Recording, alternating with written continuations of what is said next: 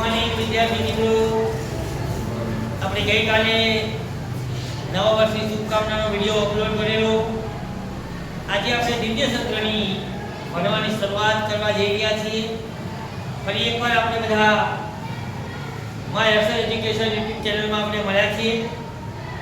આપ સર્વેનું હાર્દિક સ્વાગત. દિવાળી વેકેશન 21 દિવસનું ભવ્ય બાદ આજે એક પ્રથમ લેક્ચરમાં દ્વિતીય સત્રની શરૂઆત કરીએ.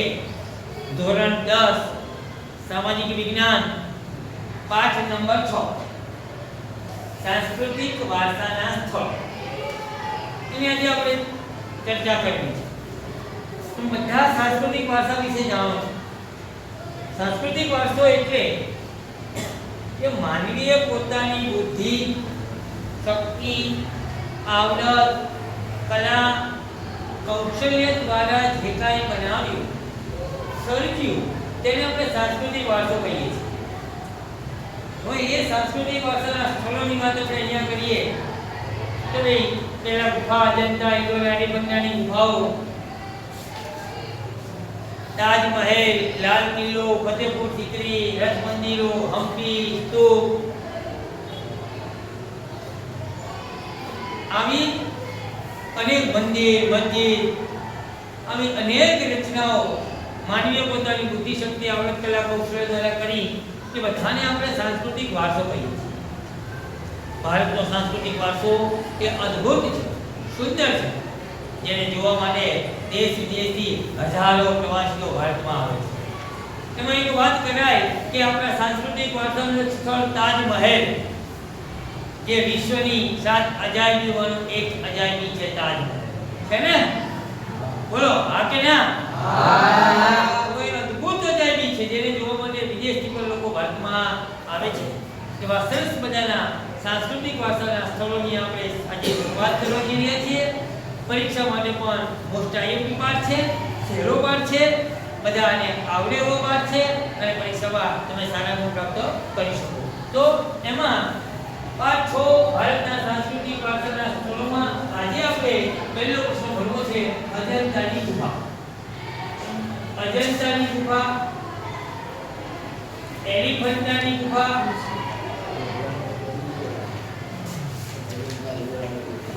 અને અજંતા ઇલોરાની. અજંતા, ઇલોરા, એલિફન્ટા, એટલે કે અજંતા, એલિફન્ટા અને ઇલોરા. આમ સળંગ ભેગું બોલાય. અજંતા, ઇલોરા અને એલિફન્ટાની ગુફાઓ સળંગ, પણ ત્રણેય અલગ અલગ સ્થળ છે. ત્રણેય સ્થળ અલગ અલગ છે. અજંતા, ઇલોરા, એલિફન્ટાની ગુફા છે તો મહારાષ્ટ્રમાં છે. જગ્યા અલગ અલગ છે. તો એ લોકો ત્રણેય ગુફાઓ મહારાષ્ટ્રમાં છે, પણ સ્થળ અલગ છે. ઓકે, તો અહીંયા આપણે પ્રથમ વાત કરવી છે અજંતાની ગુફાની વાત કરીએ. અજંતાની ગુફા મહારાષ્ટ્ર રાજ્યના ઔરંગાબાદ જિલ્લાના અજંતા ગામ પાસે આવેલી છે. મહારાષ્ટ્ર રાજ્યનું ઔરંગાબાદ જિલ્લો અને અજંતા ગામ પાસે અજંતાની ગુફાઓ આવે છે. સહ્યાદ્રી પર્વતમાળાને કાપીને આ ગુફા બનાવી. ઘોડાની નાળ જેવા આકાર. અજંતાની ગુફાનો આકાર કેવો છે? ઘોડાની નાળ જેવો. કયા પર્વતને કાપીને બનાવી? કયા પર્વતને કાપીને બનાવી? સહ્યાદ્રી પર્વતમાળાને કાપીને આ કઈ ગુફા? અજંતાની ગુફા બનાવી છે. એનો આકાર કેવો છે? ઘોડાની નાળ જેવો આકાર છે. આ અજંતાની કુલ ગુફાઓ 29 છે. અજંતાની કુલ ગુફાઓ 29 છે. આ ગુફાઓ માં એના બે ભાગ છે. એક ચિત્રકલાના આધારે ગુફાઓ છે અને બીજી છે શિલ્પકલાના આધારે ગુફાઓ. મહારાષ્ટ્રના ઔરંગાબાદ જિલ્લામાં આવી સહ્યાદ્રી પર્વતમાળાને તોડી અને એને ઘોડાની નાળ જેવા આકારની બનાવી. કુલ ગુફાઓ 29 છે. એમાં ચિત્રકલા અને શિલ્પકલાને આધારિત ગુફાઓ જોવા મળે છે. એમાં ભીત ચિત્રો આધારિત ગુફાઓ નંબર 1, 2, 10, 16 અને 17 છે. ભીત દિવાલ ઉપર ચિત્ર આધારિત કીધું ને, ચિત્રકલા આધારિત ગુફાઓ, જેમાં ભીત ચિત્રો આધારિત જે ગુફાઓ છે એ 1 નંબરની કે ટોટલ ગુફાઓ કેટલી છે 39, એમાંથી 1 નંબર 2 નંબર 10 નંબર 16 નંબર અને 17 નંબરની જે ગુફાઓ છે એ ગુફાઓ ભીત ચિત્રો આધારિત છે. કેવી છે? ભીત ચિત્રો આધારિત. આ બધી ગુફાઓનો વિષય એ બૌદ્ધ ધર્મ છે. કયો ધર્મ છે? બૌદ્ધ ધર્મ.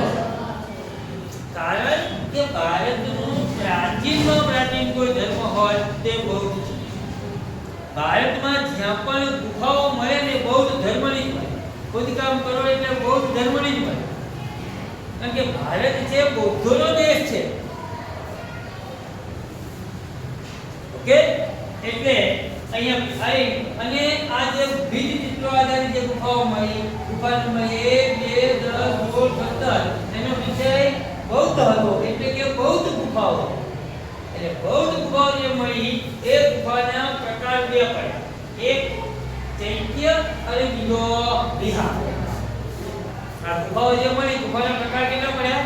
બે. ચૈત્ય અને વિહાર. અને એનો એક ગુફાનો વિષય કયો હતો? બૌદ્ધ ધર્મ.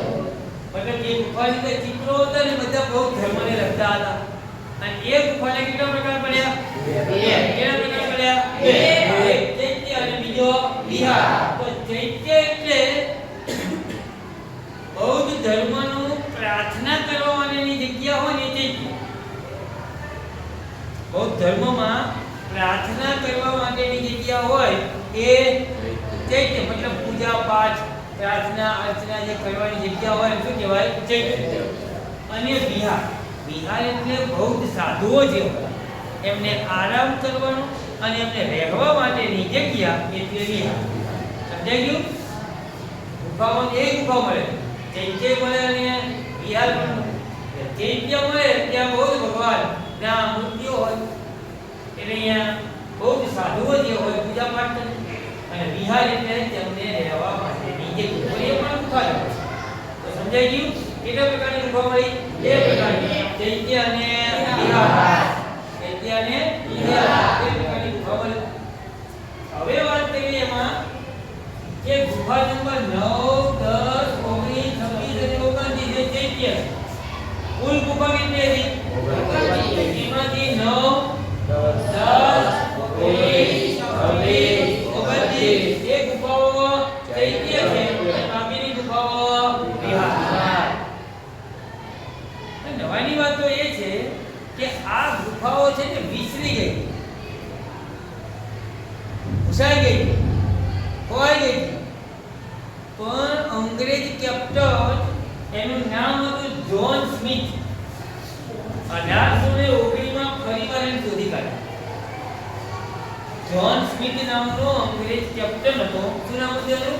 John Smith. અંગ્રેજ કેપ્ટને ક્યારે 1819 માં એક ગુફાને શોધી કાઢી. 1819 માં ગુફાને શોધી કાઢી અને એને વિશ્વભરની અંદર પ્રસિદ્ધ કરી.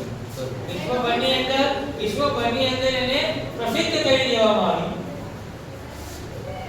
અને આજે અજંતાની ગુફાઓ જે છે એ સમગ્ર વિશ્વમાં પ્રસિદ્ધ થઈ ગઈ છે. એની અઢળક એની ગુફા સ્થાપત્ય, એની ચિત્રકલા આજે દેશ વિદેશમાં ખૂબ જ પ્રસિદ્ધ છે. આવી અજંતાની ગુફા વિશેની વાત આપણે અહીંયા આજે પૂરી કરીએ છીએ. દરેક વિદ્યાર્થી અજંતાની ગુફાને કેવળ વાંચી અને અક્ષુએ તૈયાર કરી લેશે. અસ્તુ. જય ભારત. વંદે માતરમ.